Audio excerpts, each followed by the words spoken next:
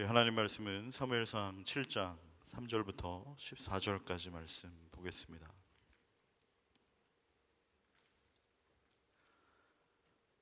사무엘상 7장 3절부터 14절까지 말씀 한 절씩 교독하고 마지막 절을 함께 읽도록 하겠습니다. 사무엘이 이스라엘 온 족속에게 말하여 이르되 만일 너희가 전심으로 여호와께 돌아오려거든 이방 신들과 아스타롯을 너희 중에 제거하고 너희 마음을 여호와께로 향하여 그만을 섬기라. 그리하면 너희를 블레셋 사람의 손에서 건져내시리라.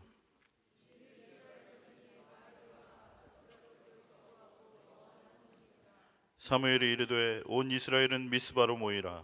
내가 너희를 위하여 여호와께 기도하리라 하매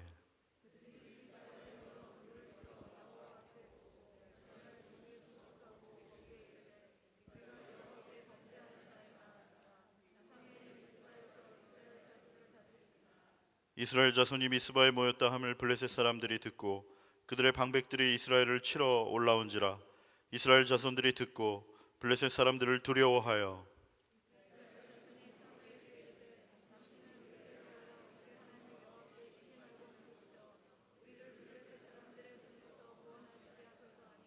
사무엘이 전 먹는 어린 양 하나를 가져다가 온전한 번제를 여호와께 드리고 이스라엘을 위하여 여호와께 부르짖음에 여호와께서 응답하셨더라.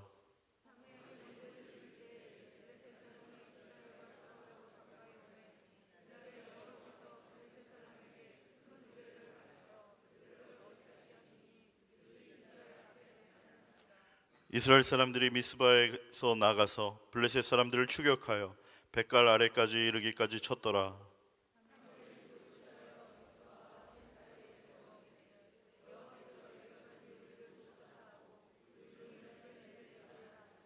이에 블레셋 사람들이 굴복하여 다시는 이스라엘 지역 안에 들어오지 못하였으며 여호와의 손이 사무엘이 사는 날 동안에 블레셋 사람을 막으심에 블레셋 사람들이 이스라엘에게서 빼앗겼던 성읍이 에그론부터 가드까지 이스라엘에게 회복되니 이스라엘이 그 사방 지역을 블레셋 사람들의 손에서 도로 찾았고 또 이스라엘과 아모리 사람 사이에 평화가 있었더라. 아멘. 말씀 전하기 전에 광고 하나 하겠습니다. 이번 주일 15일 주일에는 특별한 강사분이 오십니다. 우리 코스염이 트레이드마크인 우리 강사 이재환 선교사님이신데 1984년부터 15년간 아프리카 감비아에서 선교 사역을 하셨고 현재는 미전도 종족을 선교하는 커미션 대표로 활동하고 계신 아주 귀한 분이십니다. 이번 주일에 오셔서 설교해 주시겠습니다. 하나님 말씀 나누겠습니다. 그 어느 때보다 어수선한 이때에 하나님께서 우리를 기도의 자리, 사명의 자리로 불러주신 줄로 믿습니다. 우리 좌우에 계신 분들하고 함께 인사하겠습니다. 하나님께서 우리를 기도의 자리로 불러주셨습니다. 한 번 더 인사하겠습니다. 하나님께서 우리를 사명의 자리로 불러주셨습니다. 아멘. 엘리 대제사장이 죽고 나서 사무엘이 이스라엘을 다스리는 선지자로 있을 때 이스라엘은 주변의 많은 나라로부터 자주 침략을 당하고 여러 번 위기를 맞았습니다. 이스라엘을 괴롭게 했던 여러 나라가 있었는데 그 중에 이스라엘 백성들 가장 힘들게 했던 나라 가운데 하나가 바로 블레셋이라는 나라입니다. 오늘날 우리가 알고 있는 그 중동의 팔레스타인이라는 말이 블레셋의 땅이다라는 말에서 유래한 것이죠. 이 블레셋은 그 팔레스타인 서남 해안 지역 에그론에서부터 남쪽으로 애굽까지 이르는 그 비옥한 땅에 정착한 강력한 해양 민족이었습니다. 창세기 21장에 보면 블레셋 족속은 아브라함보다 먼저 가나안에 정착을 했고 또 아브라함과 서로 상호 불가침 조약을 맺었습니다. 사사기나 사무엘상에 보면 이미 철기 문화에 접어들었던 이 블레셋은 철로 만든 칼, 창, 방패를 가지고 무장하고 끊임없이 주변국들을 약탈하기 시작했고 그 중에 이스라엘도 있었던 것이죠. 사무엘 17장에 보면 우리가 너무나 잘 아는 그 골리앗이라는 거대한 블레셋 장수가 등장해서 하나님과 이스라엘을 조롱했던 일이 있습니다. 사무엘상 17장 4절에서 7절 말씀에 보면 그 블레셋의 모습이 어떠한지 나오고 있는데, 다 같이 한번 읽어볼까요? 시작. 블레셋 사람들의 진영에서 싸움을 도두는 자가 왔는데 그의 이름은 골리앗이요 가드 사람이라. 그 키는 6규빗 한 뼘이요 머리에는 노투구를 썼고 몸에는 비늘 갑옷을 입었으니 그 갑옷의 무게가 놋 5,000세겔이며 그의 다리에는 놋 각반을 쳤고 어깨 사이에는 놋 단창을 메었으니 그 창자루는 배틀채 같고 창날은 철 600세겔이며 방패든 자가 앞서 행하더라 라고 말하고 있어요. 오늘날 말로 이것을 바꿔서 얘기하면 골리앗은 키가 2m 98이 되는 아주 큰 장신의 거구였습니다. 가드 출신이었고 블레셋을 대표하는 장수 중의 장수였던 것이죠. 머리에는 놋으로 만든 투구를 쓰고 있었고 갑옷을 걸치고 있었는데 그 갑옷의 무게를 오늘날로 환산하면 57kg나 되는 갑옷을 입고 있었던 것입니다. 그리고 다리에는 각반을 차고 있고 어깨에는 놋 단창이 있고 골리앗이 들고 있는 창이 있었는데 그 창 자루는 배틀 채와 같이 굉장히 큰, 마치 관우가 들고 있는 그런 큰 창이었다라는 것이죠. 그리고 그 창의 칼날은 철로 만들어져 있었는데 오늘날로 환산하면 그 철의 칼날의 무게만 7kg가 되는 엄청난 거구의 무시무시한 그러한 장수였었던 것이죠. 그런데 그 거대한 전사 골리앗이 그 블레셋 진영에 나와서 큰 소리로 이스라엘에게 싸움을 걸면서 계속해서 하나님과 이스라엘 백성들을 조롱하고 있었다라고 얘기를 하고 있어요. 무려 40일 동안, 하루도 빼지 않고 40일 동안 계속해서 아침과 저녁으로 이스라엘 진영 앞으로 나와서 골리앗이 하나님과 이스라엘 백성들을 조롱했다라는 것이에요.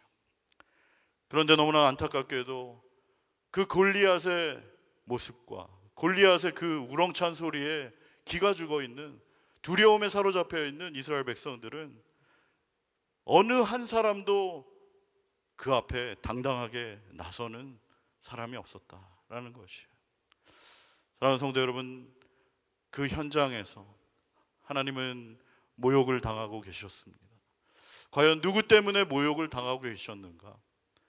1차적으로는 그 블레셋의 장수 골리앗의 말과 그 행동 때문에 하나님이 모욕을 당하고 계셨겠지만, 무엇보다 하나님이 모욕을 당하고 계셨던 가장 큰 이유는 하나님의 백성인 하나님의 군대가 단 한 명도 거기에서 아무 소리도 하지 못하고 나서지 못하고 있었을 때, 하나님이 함께 계신 하나님의 군대가 눈앞에 서 있는 그 골리앗 앞에 위축돼서 죽을까봐 겁이 나서 두려움에 사로잡혀 꼼짝 못하고 있을 때, 그 무엇보다도 하나님의 영광이 가려지고 하나님이 모욕을 받고 계셨다라는 것이에요. 사랑하는 성도 여러분, 우리 앞에 놓여져 있는 골리앗은 무엇입니까? 나의 앞을 가로막고 있는, 나를 위축하게 만드는, 나를 주저앉아 벌벌 떨게 만드는, 과연 그것은 무엇입니까? 나의 마음을 사로잡고 나의 마음에 두려움과 불안을 주고 있는 그 골리앗은 과연 무엇입니까? 이 시간 다윗이 선포했던 믿음의 고백을 한 목소리로 크게 읽어보기 원합니다. 다윗이 그 골리앗 앞으로 나아갈 때 외쳤던 그 믿음의 고백을 우리가 함께 읽어보겠습니다. 다 같이 한번 읽어볼까요? 시작. 다윗이 블레셋 사람에게 이르되 너는 칼과 창과 단창으로 내게 나아오거니와 나는 만군의 여호와의 이름 곧 내가 모욕하는 이스라엘 군대 하나님의 이름으로 내게 나아가노라. 오늘 여호와께서 너를 내 손에 넘기시리니 내가 너를 쳐서 내 목을 베고 블레셋 군대의 시체를 오늘 공중의 새와 땅의 들짐승에게 주어 온 땅으로 이스라엘의 하나님이 계신 줄 알게 하겠고, 또 여호와의 구원하심이 칼과 창에 있지 아니함을 이 무리에게 알게 하리라. 전쟁은 여호와께 속한 것인즉 그가 너희를 우리 손에 넘기시리라. 할렐루야. 다윗이 고백했던 이 고백이 우리의 고백이 되기를 주님의 이름으로 축원합니다. 그리고 우리의 눈앞에 서 있는 어떠한 골리앗이라고 할지라도 그 골리앗이 무너져 버리는 이 저녁 되기를 주님의 이름으로 축원합니다. 그 골리앗이 제거되는 이 저녁 되기를 주님의 이름으로 축원합니다. 이날 이스라엘 군대가 블레셋 골리앗과의 전투에서 그랬던 것처럼 사실 싸움의 승패는 외적인 요소가 아닌 내적인 요소가 더 중요하다는 것을 우리는 알고 있습니다. 싸움의 기술, 전쟁을 할 때 가장 중요한 것은 무엇인가? 탁월한 무기와 작전과 전략인가? 엄청나게 많은 인원수인가? 그렇지 않다라는 것이죠. 예전에 싸움 좀 해보신 분들은 아시겠지만 싸움에 있어서 가장 중요한 것은 무엇입니까? 사기죠. 처음에 권투 선수들이 링에 올라서 시작하기 전에 서로의 눈을 바라보는 그 이유는 무엇입니까? 기선을 제압하기 위한 것이죠. 그 기싸움에서 밀리지 않으면 그 경기를 승리할 수 있기 때문인 것을 알기 때문인 것입니다. 자기가 키가 얼마나 큰지, 주먹이 얼마나 센지 그것은 둘째이고 서로를 바라보는 그 눈빛, 그리고 그 기선 제압에서 과연 거기서 밀리느냐 밀리지 않느냐에 따라서 그 승패가 많이 결정이 되기 때문인 것이에요. 그러나 단순하게 무작정 이길 수 있다라는 그런 막연한 신념이나 근거 없는 자신감 또는 확신을 말하는 것이 아니라 누가 나와 함께 하시는가, 누가 나를 책임져 주시는가, 누가 나를 인도하시는가, 그 살아계신 하나님을 향한 분명한 믿음으로부터 시작할 때 그 전쟁은 승리하게 되는 줄로 믿습니다. 그러한 담대함, 그러한 용기, 그러한 믿음, 그것이 있느냐 없느냐에 따라서 사느냐 죽느냐의 갈림길에 서는 줄로 압니다. 그걸 놓치게 되면 허둥지둥하게 되고 갈팡질팡하게 되고 우물쭈물하게 되고 결국 그 두려움에 사로잡혀 싸움을 해보기도 전에 이미 패해버리고 마는 것이죠. 결국 우리가 하나님을 신뢰하고 하나님의 편에 서서 믿음으로 담대하게 나아갈 것인가, 아니면 지금 눈앞에 당장 보이는 것 때문에, 우리의 귀에 들리는 것 때문에 마음을 빼앗기고 휘둘려서 허둥지둥대고 갈팡질팡하고 우물쭈물하다가 결국 두려움에 사로잡혀 주저앉고 말게 될 것인가, 아니면 하나님의 편에 서서 믿음으로 당당하게 담대히 나아갈 것인가, 그 선택의 기로에 서게 되는 줄로 믿습니다. 바라기는 하나님을 신뢰하고 하나님 편에 서서 믿음으로 담대하게 모든 문제와 상황과 어려움을 돌파하시는 저와 사랑하는 성도님들 되시기를 주님의 이름으로 축원합니다. 사실 가장 위험한 적은 외부에 있지 않고 내부에 있다라는 말이 있습니다.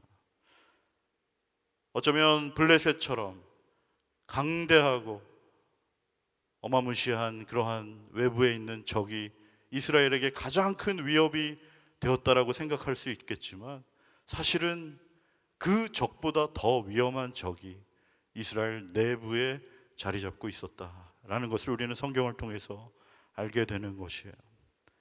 그것은 바로 이스라엘 내부에, 이스라엘 백성들 마음속에 조금씩 스며들어 있던 우상의 모습인 것입니다.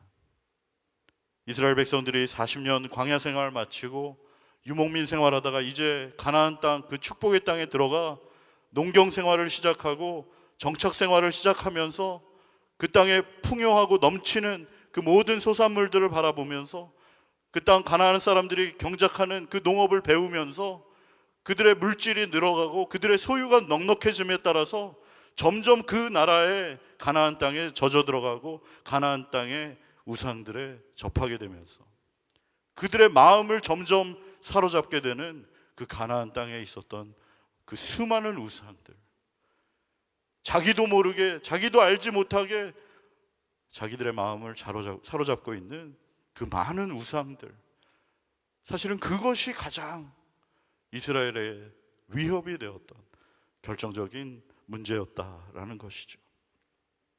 하나님께서 그 가나안 땅으로 들어갈 때 여호수아에게 분명히 말씀하셨습니다.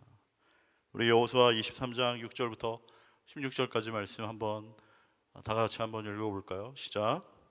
그러므로 너는 크게 힘써 모세의 율법책에 기록된 것을 다 지켜 행하라. 그것을 떠나 우로나 좌로나 치우치지 말라. 너희 중에 남아있는 이 민족들 중에 들어가지 말라. 그들의 신들의 이름을 부르지 말라. 그것들을 가리켜 맹세하지 말라. 또 그것을 섬겨서 그것들에게 절하지 말라. 오직 너희의 하나님 여호와께 가까이 하기를 오늘까지 행한 것 같이 하라.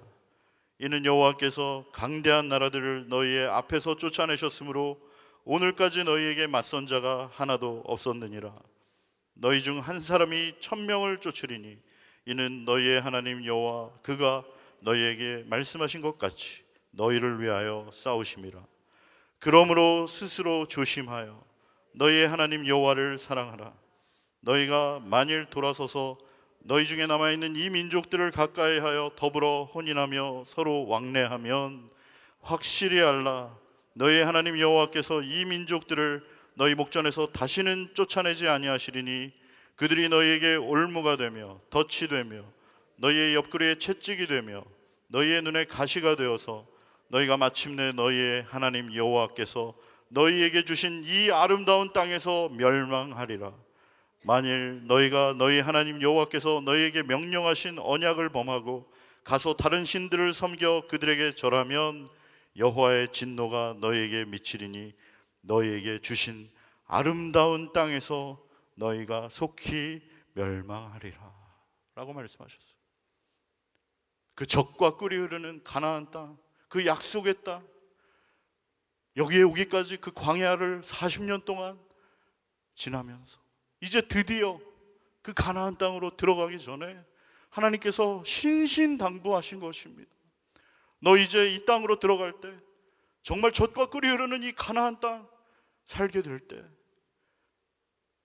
이 땅에 있는 사람들과 왕래하지 말고 이 사람들과 섞이지 말고 이 사람들이 하는 대로 하지 말고 이 사람들이 섬기는 그 우상들 따라가지 말고 오직 여호와 하나님 그 한 분만을 기억하고 그분만을 섬기며 그분의 백성답게 살아가도록 신신당부를 하신 것이에요.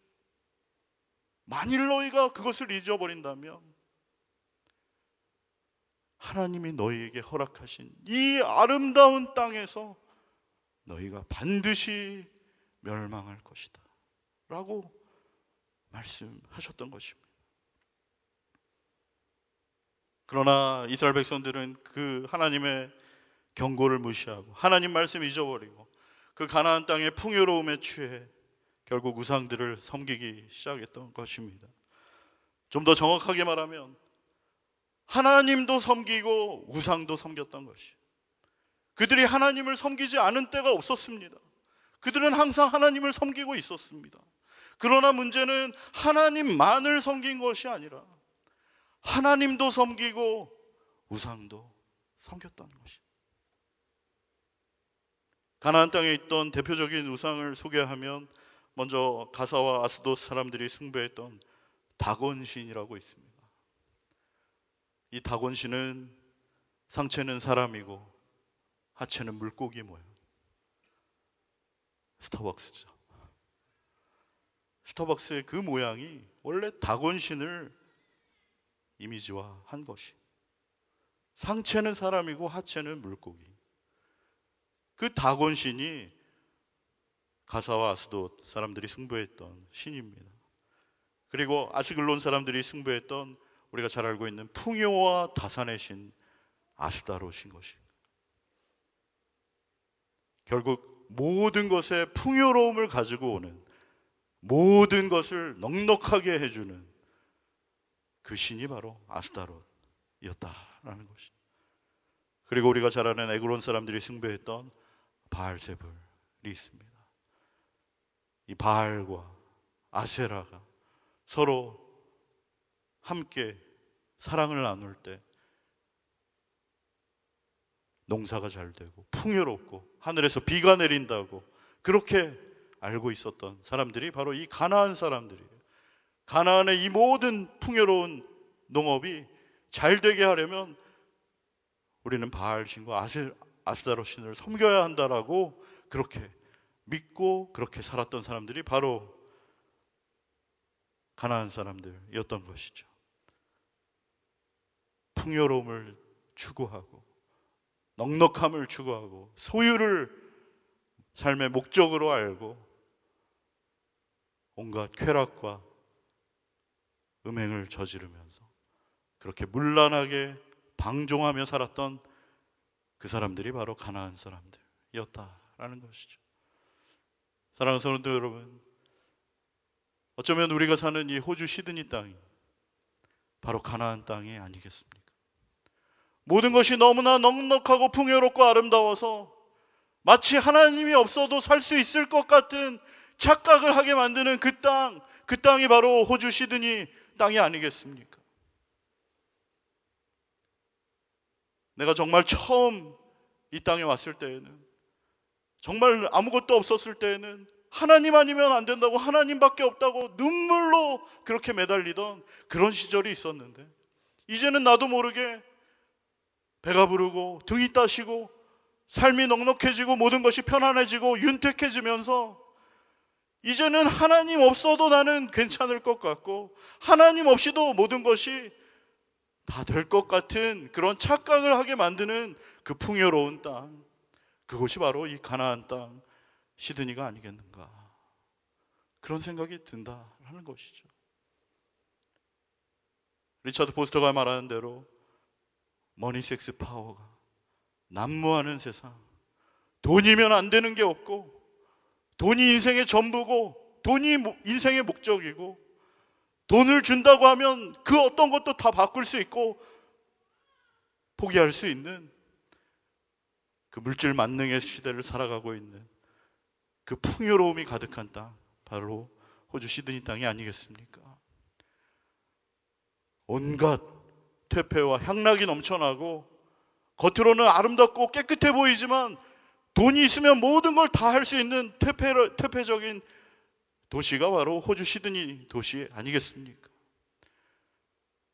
모든 매춘과 성행위가 가능하고 심지어 동성애까지도 자랑스러운 그 땅이 바로 이 호주 시드니 땅 아닙니까?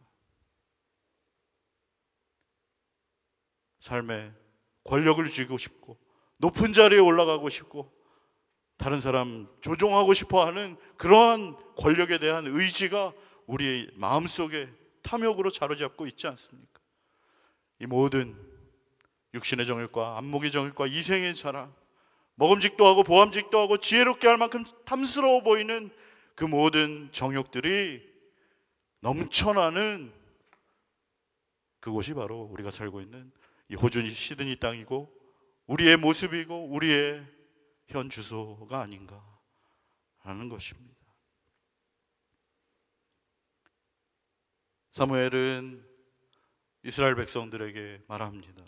3절부터 4절까지 말씀해 보면 우리 다 같이 오늘 본문 말씀 3절부터 4절까지 말씀 한번 읽어보겠습니다. 시작. 사무엘이 이스라엘 온 족속에게 말하여 이르되 만일 너희가 전심으로 여호와께 돌아오려거든 이방 신들과 아스타롯을 너희 중에 제거하고 너희 마음을 여호와께로 향하여 그만을 섬기라. 그리하면 너희를 블레셋 사람의 손에서 건져내시리라. 이에 이스라엘 자손이 바알들과 아스타롯을 제거하고 여호와만은 섬기니라. 아멘. 사무엘은 말합니다. 너희가 만일 전심으로 여호와께 돌아오려거든 그 모든 이방 신들, 아스타롯, 바알신 다 너희 중에서 제거해버리고 너희의 마음을 여호와께로 향하여 그만을 섬길지라. 하나님도 섬기고 우상도 섬기던 그 양다리 걸치는 삶을 청산하고 너의 마음을 하나님께 향하고 너에게 있는 모든 거짓된 우상들 제거하여 버리고 오직 하나님 한 분만을 섬기라 라고 말하는 것이, 그리하면 하나님께서 블레셋 사람들의 손에서 너희를 건져내시리라. 할렐루야. 양다리 걸치지 말라고 하시는 것이죠. 이방신들과 아스타롯 제거하고 너희 마음을 여호와께로 향하여 그만을 섬기라고 하시는 것입니다.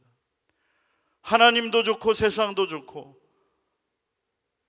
주일에는 하나님의 백성인 척하다가 평일에는 이 세상 사람들하고 똑같이 생각하고 똑같이 행동하지 말라는 것입니다. 이 세상 사람들이 좋아하는 거 다 좋아하고 이 세상 사람들이 하는 거 다 따라하고 그렇게 살지 말라는 것입니다. 로마서 12장 2절 말씀에 사도 바울이 말합니다. 다 같이 한 목소리로 읽겠습니다. 시작. 너희는 이 세대를 본받지 말고 오직 마음을 새롭게 함으로 변화를 받아 하나님의 선하시고 기뻐하시고 온전하신 뜻이 무엇인지 분별하도록 하라. 할렐루야. 너희는 이 세대를 본받지 마라. 이 세상 사람들이 하는 대로, 이 세상 사람들이 요구하는 대로, 이 세상 사람들이 흘러가는 대로 그렇게 휩쓸려 가지 말고 너희 마음을 새롭게 하여 변화를 받아 하나님의 선하시고 기뻐하시고 온전하신 뜻이 무엇인지 분별하도록 하라. 그러한 분별력이 오늘 이 저녁 우리 모두에게 있기를 주님의 이름으로 축원합니다. 나는 아무런 잘못이 없다고, 나에겐 아무런 문제가 없다고 말하지 말고 교묘하게 가려져 있는 우리의 모든 가면들이 다 벗겨지고 우리의 허울과 위선이 다 벗겨지고 하나님 앞에 정말로 투명하게 우리의 있는 모습 그대로, 우리의 나누어진 이 마음, 양다리 걸치고 있는 이 나의 마음, 여전히 세상을 한쪽으로 붙잡고 있는 나의 이 욕심을 주여 불쌍히 여겨 주시옵소서. 이 모든 것으로부터 주님 저를 자유케 하여 주시옵소서. 오직 제 마음을 주님께만 드리게 하여 주시옵소서. 절반의 마음이 아닌 전심을 드리게 하여 주시옵소서. 나의 심장을 주님께 온전히 바치기 원합니다. 아버지, 나를 새롭게 하여 주시옵소서. 그렇게 돌이키고 회개하고 자복하고 마음을 찢는 그 회개만이 우리를 이 기가 막힌 웅덩이와 수렁에서 건져 주시게 할 줄로 믿습니다. 하나님께서 찾으시는 심령은 바로 그러한 상한 심령. 내가 그동안 정말 괜찮은 사람인 것처럼 살아왔지만 그럴듯해 보이고 아무런 문제가 없어 보이는 외식과 거짓의 그 가면을 다 벗어버리고, 주님, 저는 전적으로 부패하고 전적으로 타락한 아무런 소망이 없는 죄의 덩어리입니다. 주여 저를 불쌍히 여겨 주시옵소서. 그야말로 가슴을 찢고 눈물로 주님 앞에 나아갈 때 주님께서 반드시 우리를 회복시켜 주시고 건져 주실 줄로 믿습니다. 어떠한 문제와 상황 가운데 있든지 그 문제와 상황을 바라볼 것이 아니라 믿음의 주여 온전케 하시는 우리 주님 바라보며 우리의 소망이요 우리의 구원 되신 유일한 분 오직 하나님 한 분만을 바라보며 우리 마음에 있던 모든 헛된 우상들을 다 제거해버리고 하나님보다 더 내가 사랑하고 하나님보다 더 내가 집착하고 하나님보다 더 내가 든든하게 여기고 있던 그 모든 것들 다 제거하여 버리고, 주님, 저는 주님 한 분만을 의지합니다. 주님 한 분만을 섬기겠습니다. 주님만이 저의 주인이시고 주님만이 저의 왕이십니다. 저를 다스려 주시옵소서. 저의 가정을 다스려 주시옵소서. 저의 직장과 일터를 다스려 주시옵소서. 저의 공동체를, 교회를 다스려 주시옵소서. 이 나라, 이 민족 다스려 주시옵소서. 주님 앞에 나아갈 때 주님께서 반드시 우리를 회복시키시고 구원해 주실 줄로 믿습니다.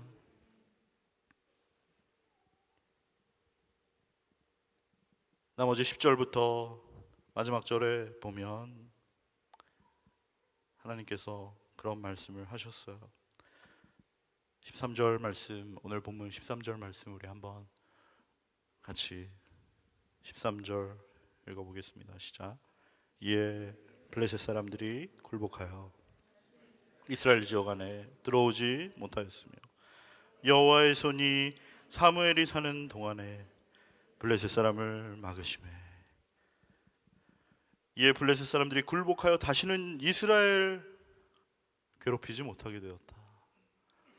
그것은 이스라엘이 대단해서가 아니라 이스라엘이 엄청난 능력이 있어서가 아니라 그 기도하는 사람, 이스라엘 백성들에게 하나님의 말씀을 전하고 또 그 제사장들로서 함께 하나님 앞에 서 있던 그 하나님의 사람들, 다시 한번 그들의 마음을 찢고 주님 앞으로 나와 주님께 기도했던 그 기도의 사람들, 특별히 그 사무엘이 그 땅에 있는 동안에 여호와의 손께서 그 블레셋 사람들을 막으셔서 결국 블레셋 사람들이 이스라엘에게 빼앗겼던 성읍이 에그론부터 가드까지 이스라엘에게 회복되었고 이스라엘이 그 지방 지역을 블레셋 사람들의 손에서 도로 찾았고 또 이스라엘 아모리 사람 사이에 평화가 있었더라. 진정한 샬롬이 임하게 되는 그런 놀라운 은혜가 바로 그 기도하는 사람 사무엘, 또 그와 함께 마음을 찢고 회개하고 주님 앞으로 나와 다시 한번 하나님 한 분만을 섬기기로 결단하고 자복했던, 주님 앞에 나왔던 그 복된 주의 백성들을 통해 하나님께서 그 회복과 평화와 샬롬을 임하게 하신 줄로 믿습니다. 바라기는 오늘 이 자리에 있는 우리가 바로 그러한 사람들 되기를 주님의 이름으로 축원합니다. 담임 목사님께서 올 한 해 표어로 세우셨던 그 기도의 제사장이 되겠습니다 라고 하는 그 주인공들이 바로 여기에 계신 우리 모두가 되기를 주님의 이름으로 축원합니다. 우리 가정을 대표해서, 우리 공동체를 대표해서, 우리 직장을 대표해서 어쩌면 이 자리에 기도의 제사장으로 부름받고 이 사명의 자리, 기도의 자리로 나와 있는 우리 한 사람 한 사람 주님 앞에 다시 한번 손을 들고 우리의 죄를 자복하고 회개하고 우리 안에 있는 모든 헛된 우상들을 제거하고 오직 하나님 한 분만을 섬기기로 작정하고 우리의 마음을 주님 앞에 새롭게 할 때 주님께서 반드시 우리를 통해 우리의 공동체를 회복시키실 줄로 믿습니다. 하나님께서 하시는 일을 경험하게 할 줄로 믿습니다. 그러한 믿음 가지고 우리 시간 주님 앞에 찬양하고 같이 기도하겠습니다. 우리 찬양팀 나오시고요.